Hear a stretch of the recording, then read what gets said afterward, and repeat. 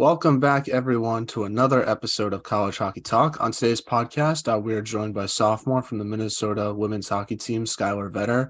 Thank you so much for coming on the podcast today, Skylar, and how's everything going? Everything's good. Thank you for having me. Just got back from camp, the goalie camp with USA, so a little rest and recovery time for me right now. Nice. Outside of the camp, how's your offseason been like so far, and do you have any plans this summer, whether it's hockey related or not? Yeah, so off season's been good. I just finished up with finals about a week and a half, 2 weeks ago. So we've been done with school, but we've just had spring training and it's nice. So I'm from Minnesota and I play here. So all of my goalie coaches and everywhere I trained is, local. So I can pretty much train wherever, however much I want. So that's been really beneficial, just being able to be in Minnesota. And yeah, so I'm excited. Haven't had a great off season. Just got back from camp, so I definitely will be now taking a little bit more time off. So it's a lot of ice in a short amount of time. So especially goalie specifics, you get grinded up a little bit, but it's a lot of fun, and I'm just excited to roll into summer now. What is something you want to work on this summer for next year? This summer, so at camp we talk to so many NHL coaches and other college coaches, which it's so beneficial that it's in May because they help you and they try to make your game better. So, I got so many different tiny little habit things to work on. So after camp in May, you kind of just take the whole summer to evaluate. I'm really working on holding my edges, kind of trusting myself more. I have a lot of speed and power when I play, but the control part of my game is a little, I kind of get antsy and gonna continue to go as fast as I can, but I really have to focus on staying composed and just letting the puck come to me.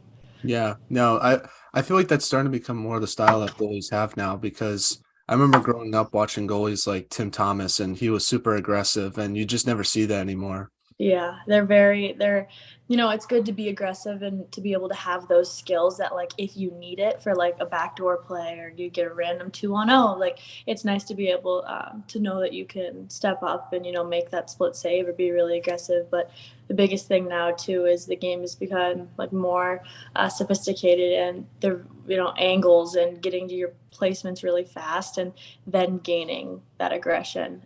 That's more of the second thought. But yeah, goalie evolves. I feel like there's a new style every 5 years. It's completely different. So it's kind of fun to watch in the NHL how it's moves from really aggressive and all over the place to really composed and angles. And 5 years from now, it's probably going to be something completely different. So it's a lot of fun to watch it evolve. Who's one goal you like to watch now that you try to model your game after? There's a lot. I really like Carter Hart and the way he plays. He's only had a couple years in the NHL, so he's pretty young in that. But I definitely think that he is going to be amazing and one of the best in the NHL. I love modeling my game after him. I wear Brian's and he does too. So that's usually my first tell if I'm going to like him or not. Very loyal to the brand, and it's a lot of fun to watch him.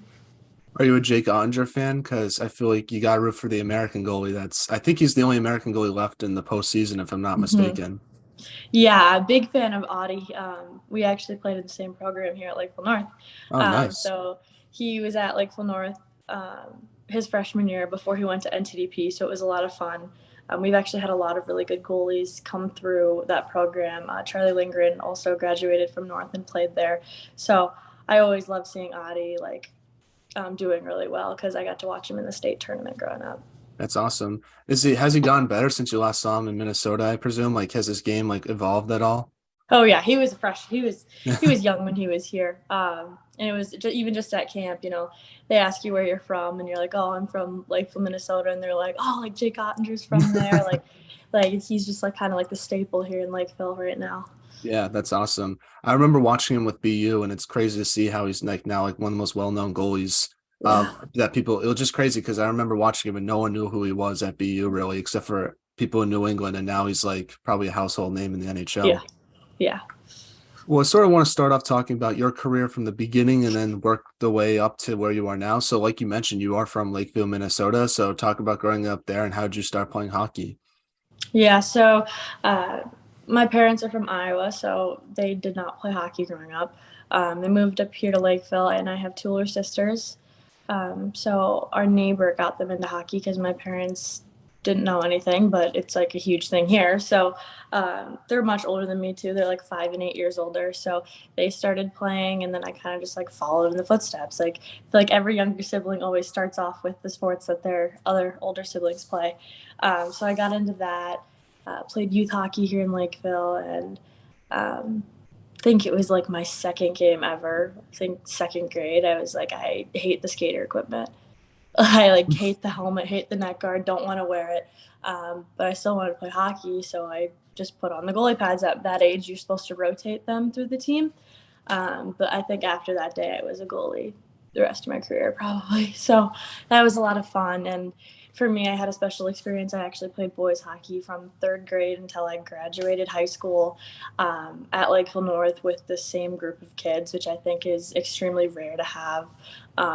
Some of the best years of my career. I Yeah. would go back in a heartbeat if I could. Um, I like it was amazing. It started off with just some summer hockey being a sub for them, and then 2 summers later they're like, "You should play with us in the winter." And in fifth grade, just what I decided to do, and I never looked back. It was so much fun. Who was your favorite player growing up? Oh gosh, I definitely would say my sister was. Hmm. So she's 8 years older than me. Got to watch her play. She actually played one season of boys hockey too, which is kind of what kind of started me wanting to. But um, I was so little, always watching her play, and it was so much fun. I went to every single high school game I could, and she actually ended up going and playing at Penn State. So it was a lot of fun watching kind of her, always like that older sister, like someone I always looked up to growing up. And like you mentioned before, college hockey, you played for high school at Lakeville North. Just talk about your high school hockey experience there, and like what's the best memory you have when you look back on it now? Yeah, so my high school experience, because it was on the boys' side, is probably a lot different than a lot of other girls in Minnesota. Like usually, like if I was on the girls' side, I probably would have been playing high school varsity in seventh grade through my senior year.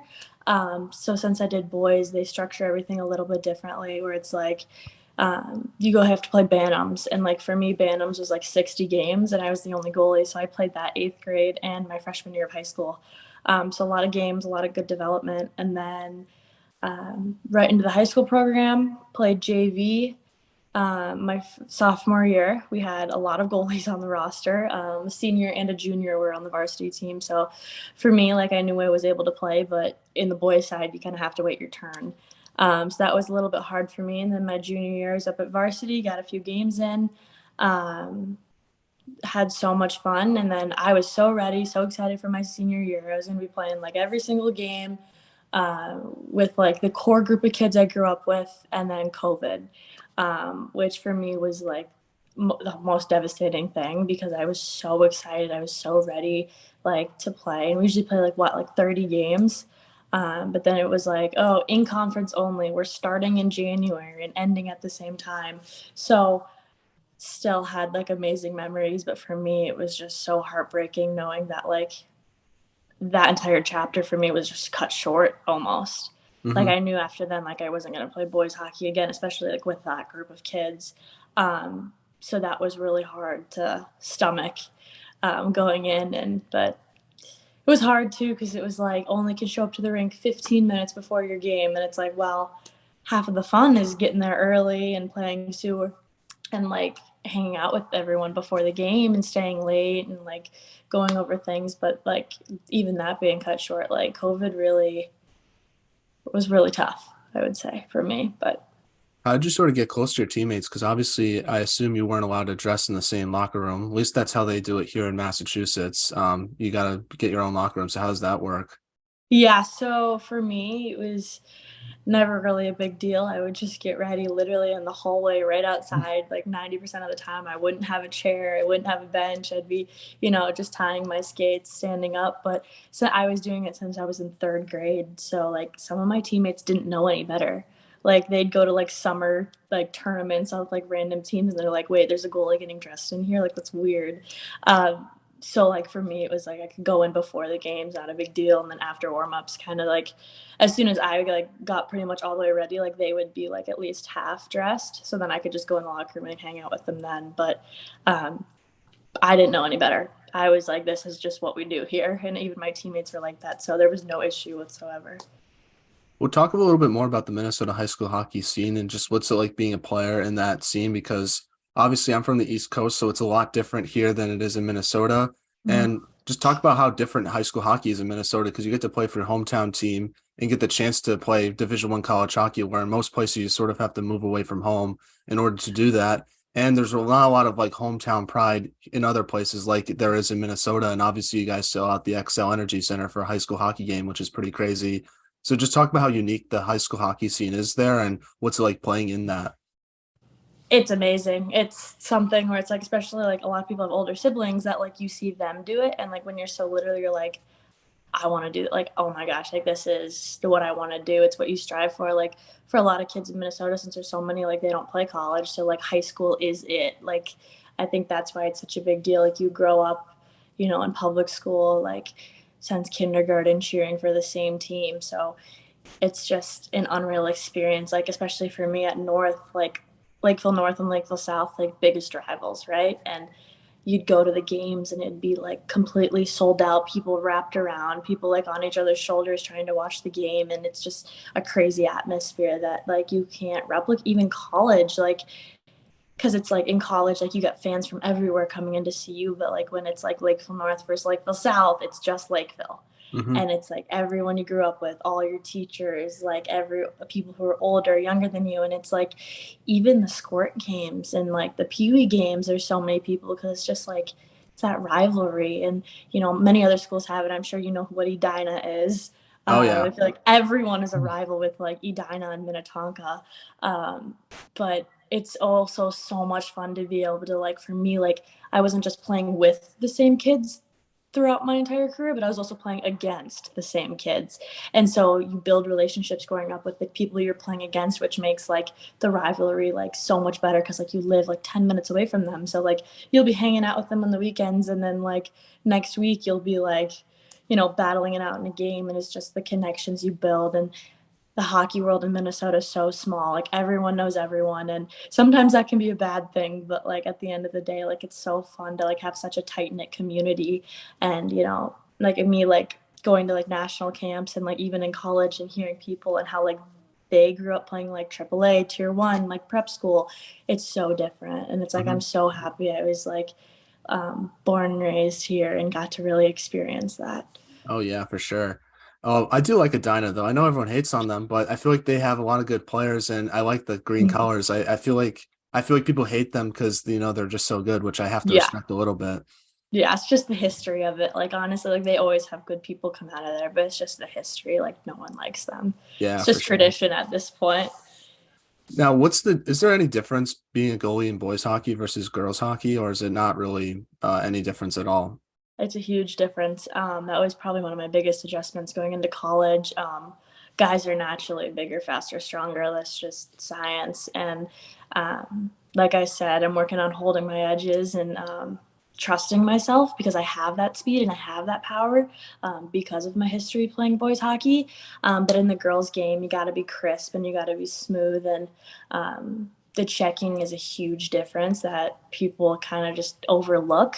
I feel like the reason why like boys and men's hockey, it's not just that like guys are naturally stronger. I think that the checking makes the game faster. So for girls, you have to they have as much time as they want. They can put the puck wherever they want. They're not going to have to get worried about getting hit. So you really have to just like be patient because you know that like if they shoot, they're gonna like get it in a perfect little spot like 90% of the time. Where in the guys like once you get to like college, they can do that too, but like growing up, it's fast, so you just kind of Yeah. have to go. So the biggest thing for me was like slowing my game down. And that was a huge mental thing for me too. Like you wouldn't think like that seems physical, but for me it's mental because when you're going so fast, like you don't have to think. Where like now I'm like, okay, like I have to really watch and track because like any small little movement, you're off completely. Hmm. So I think that as a goalie, that was like the biggest thing for me was just like being patient and like waiting for the puck and like tracking it all the way in. And it's more like controlling the game. Where in boys hockey, it's making the save, like bringing confidence to your team. But I feel like in girls hockey, like the goalie has to control the game because like they set the tone. Yeah. Do you think body checking should be allowed in women's hockey? Because personally, I think 100%. it should. Because like I'll give you an example of someone on your team, Abby Murphy. I would think she would Oh be yeah. 1,000 times a better player than she already is if checking was allowed in women's hockey. Because that's sort of her game, and that's one of the reasons why she's like one of my favorite players to watch. It's ridiculous how it's not. It needs to be. It'd make the game so much better in my Yeah. opinion. I actually there's a doctor at our school doing some studies on it right now. So I just did like some interviews. A lot of our girls and men's team did like opinions and why. And she kind of like was telling us like why there isn't checking. And she's just like, it's just an old rule that they've never fixed. Like originally they did it just so they could like grow the game and more girls would do like play hockey. But like now, like 90% of girls are like, yeah, like we want checking. We want to be Hmm. just like the guys. We want the same sport because it is a completely different sport if you think about it. Hmm. Um, and it would make the game so much faster. And I feel like more people would want to watch, honestly, which is like the biggest part about growing the game. But yes, we can have checking, but at the same time, you can't just throw checking in college right now because a lot of girls don't know how to check properly. So then lots of injuries would come up. And I think that's right now where the gray area is, where like boys, like you get taught checking when you're like 12, when you were like tiny, like you hit someone, no one's going to get hurt. Where like, especially girls in college, like if they're checking not with proper form or in the proper way, you're going to see so many shoulders and collarbones and checking from behind. Like it needs to be something implemented like at a young level and then be like, okay, checking in college hockey in 2030 so that Hmm. those kids learn how to do it and grow into it because like there would be so many injuries right now if they do it. So they Yeah. have to strategically put it in. So you don't think it's going to be allowed until you're done playing, probably, right? Gosh, yeah, I would say I feel like my college career it probably will not be in, but I wouldn't be surprised at the same time. I think, yeah, implement it in college at a certain age, but once you go professional, rules are off. You should know how to do everything. So I Yeah. think it should be implemented in professional hockey right away, but probably youth through at least high school would like to see through college. They should have a structured plan for it. But in professional hockey, like, because I plan on playing professional after I graduate, like, all bets are off. You're a professional. Like, Yeah, I get you can that. learn how to check. I get But that. I yeah, get that. And plus, you're older and more mature, so like you're be able to take those hits better than like if yeah. you're in college and still developing. Yeah, like a freshman versus senior. Like that's a Yeah. huge difference. But yeah, once you're professional, I feel like you're professional. Like most girls already do that. Like you see USA versus Canada games, like they're very physical. People sneak checks in here and there. Like they know Yeah. how to do it. They just don't want to get penalties. So it will be exciting to see what happens. I think they some league in Sweden. I'm not sure exactly. Like I think they had it this season. So I'm really curious to see how it turned out for them. Well, I do want to. So you, from what at least from the research I've done, it seemed like the only women's hockey experience you had was you played in the two U18 World Championships, where you won a gold and silver medal.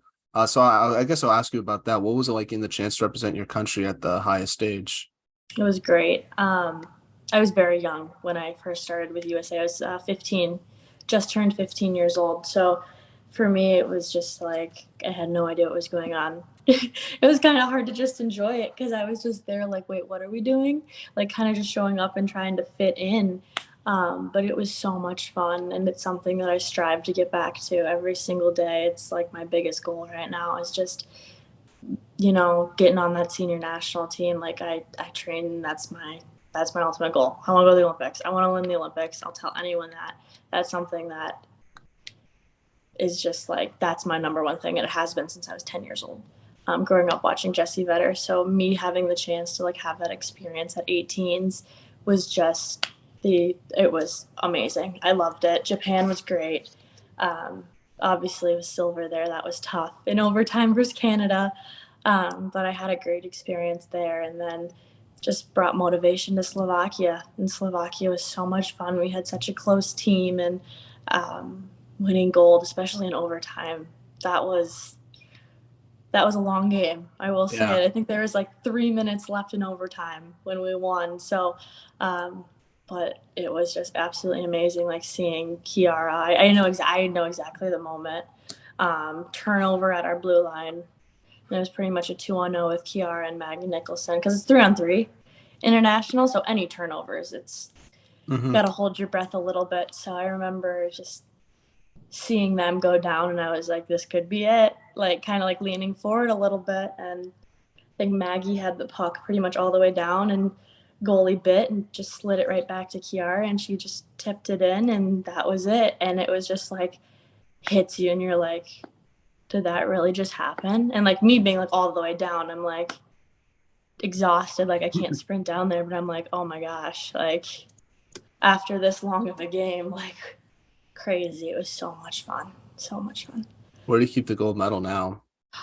It's just in my room. Nothing special. You gotta frame Um, that. no, I don't have it framed. I have a lot of my USA and like all my acclimates, like especially like the USA stuff. Like when you go to tournaments, you get these knickknacks, and I have this bowl from Japan with like they have all these little characters with like hockey jerseys, and I kind of just put my two medals in there, and there's like a bunch of pins and stuff. So, I don't have it anywhere. Obviously, those medals are great, but for me personally, they're a building experience. All right. So it's not my end goal. Maybe one day when I retire, I'll put everything I have up in a case or something. But for me, it's on my desks. It's something for me to look at. Like it's here at home, so I don't see it every day. But at least in high school, every day I'd get ready in the morning and I'd just see the bowl of my two medals, being like, I want more. Yeah. Like it's just there. It's just like a reminder for me to be like, I'm not done. Like this is the first step. Um, like I want more. So it was kind of more of a motivation. It's not like for me, it's not a decorative thing to show off. It's just an internal, like it's not the Olympic gold medal. That's completely different. It's something that I'm like so grateful for and love the experience, but it's more of a motivation that like I want that feeling again and again and again. So for me, it's just kind of like a reminder every day. Well, I don't think college hockey gives out medals, but you can put some rings in that bowl. I know they give those out, so that's where you gotta be focusing on right now, I assume. Yeah, so we got a ring my freshman year for regular season, and last season we got the WCHA tournament championship ring.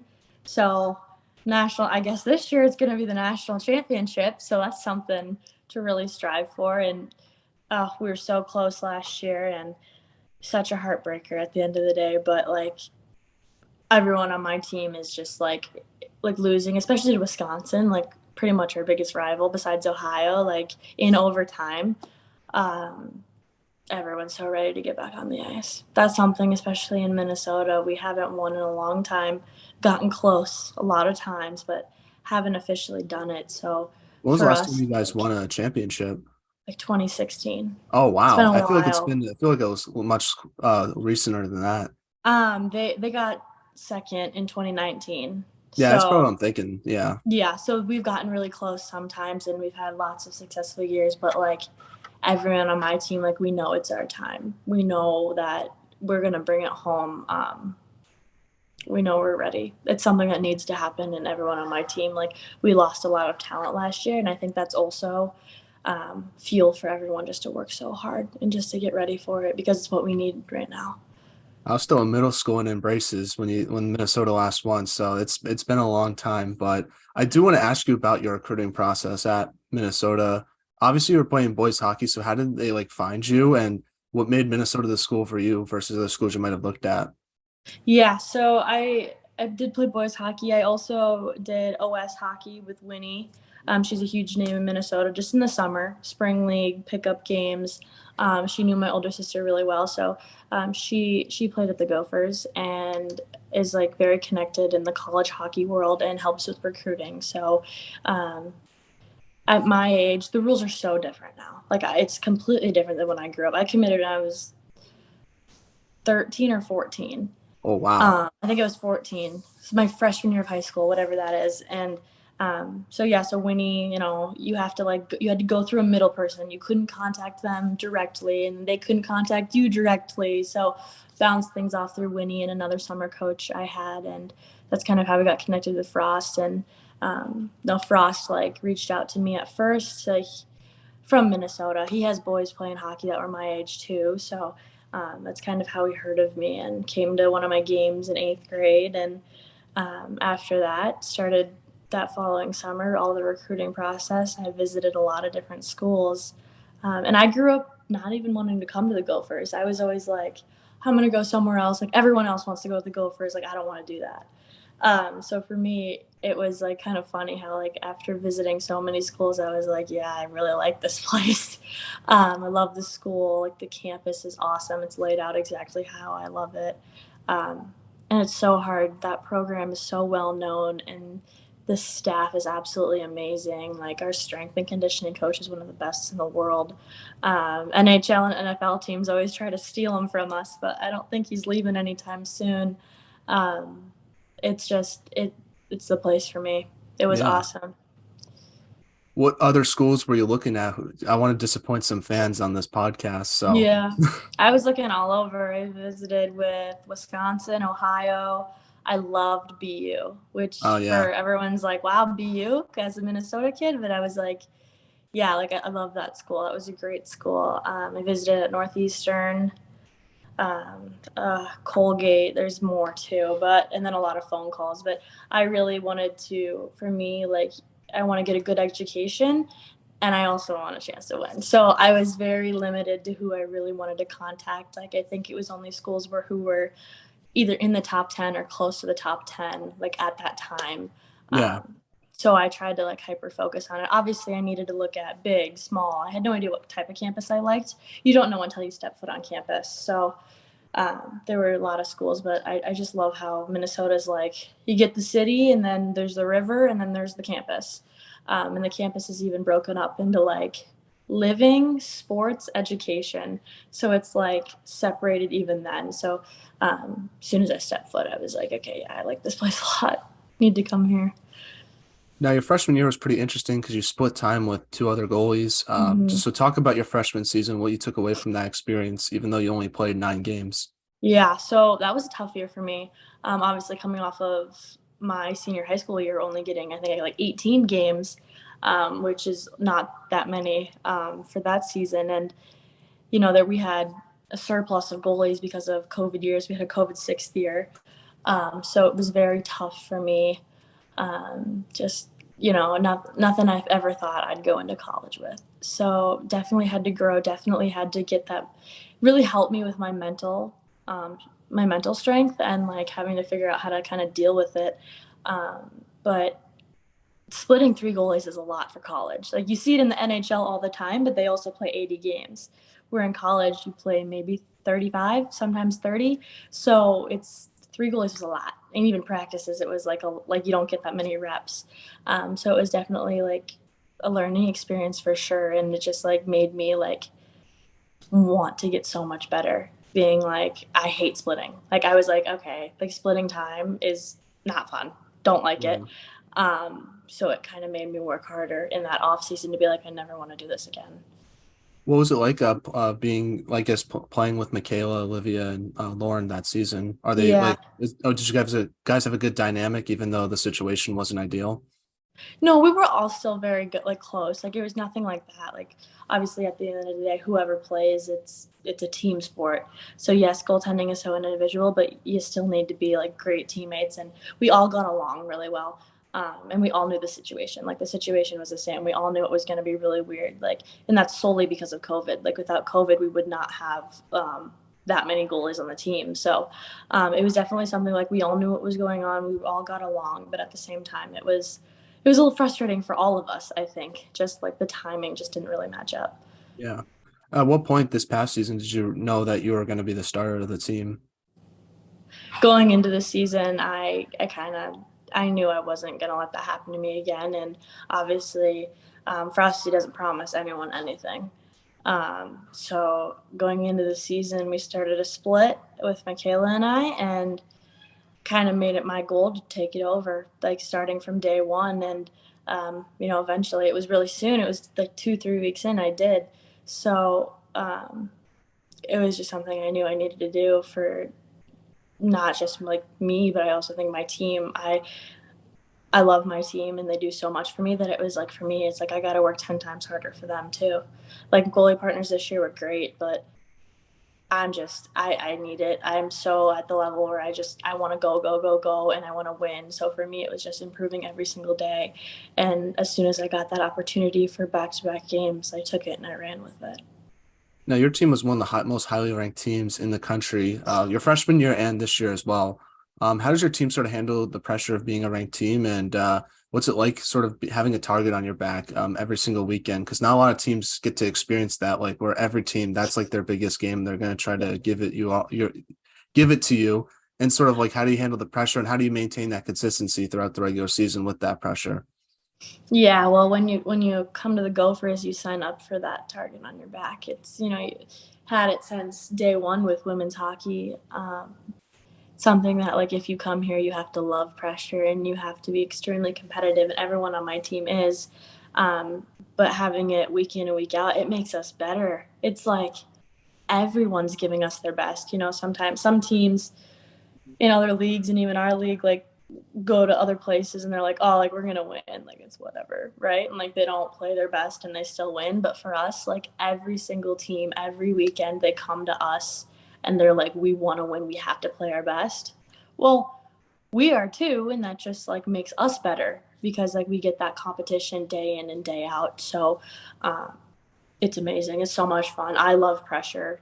I play better under pressure, I think, and I think a lot of my teammates do too. So it's something that coming here knew I was going to get that, but it's what I wanted. It's what everyone's wanted.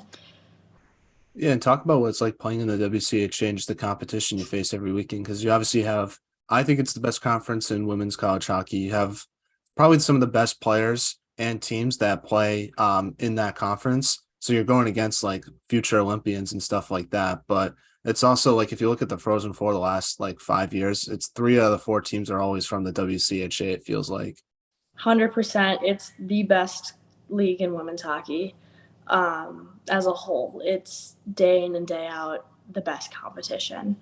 There's obviously great teams out east, but I think our conference as a whole is the best. And, it's never going to happen. But I say if there was an opportunity for four teams to make it to the Frozen Four, there will be four teams from the WCHA make it in the Frozen Four. Like even us, like we played Duluth in Mm-hmm. our I don't even know what the game before Frozen The Four, and regional. the regional, it was 1-0 with like 10 minutes left. So I strongly believe the NCAA is never going to do that. They're always going to match someone up till there's only three teams max in it. But if someone did it where a WCHA was on that different corner of the bracket, they would be there. It is day in and day out the best competition. It is so much fun to play in the WCHA. Like that was one thing too with coming to Minnesota. Like I love the schools out east, but it's like every single weekend here in this conference, you're getting the best hockey and it's the best development for, your career down the road. Who's the hardest shooter you've had to face? I guess in your career, but it can't be from Minnesota though. That's the only Oh, caveat.